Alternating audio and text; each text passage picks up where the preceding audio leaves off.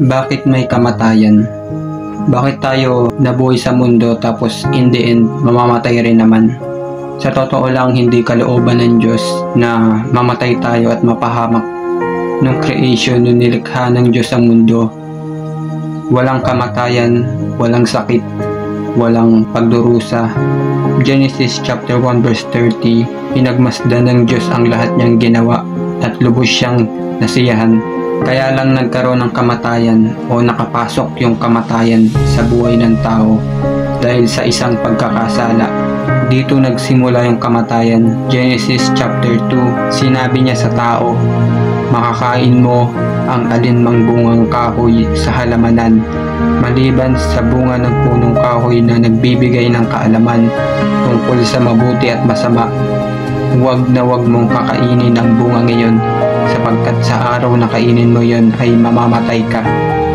Kaya simula nung nagkasala yung tao, doon nagsimula yung kamatayan. Doon nakapasok yung kamatayan dahil sa kasalanan ng tao.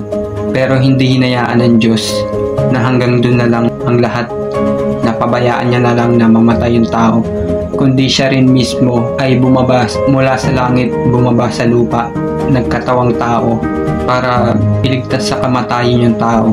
At sa lahat ng sumpa, tinapos rin ng Diyos yung problema ng tao. Yun yung kasalanan, yung sakit, yung sumpa.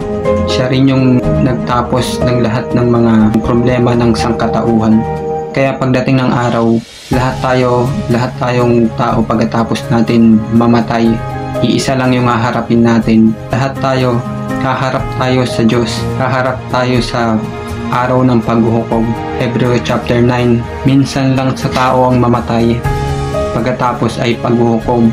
Pagdating ng araw, pagkatapos ng buhay natin sa mundo, kapag humarap ka sa Diyos, ano yung ihaharap mo sa Kanya? Kapag tinanong ka niya na bakit deserve mo na mapunta sa langit, ano yung isasagot mo? Walang ibang paraan para maligtas tayo kundi sa tinapos ng Panginoong Jesus sa cross. Dahil sa totoo lang, hindi tayo naligtas dahil sa mabait tayo, dahil sa mabubuti nating gawa. Sabi nga sa Ephesians chapter 2 verse 8 to 9, dahil sa kagandang loob ng Diyos, kaya tayo naligtas sa pamamagitan ng pananampalataya at hindi dahil sa mabubuti nating gawa.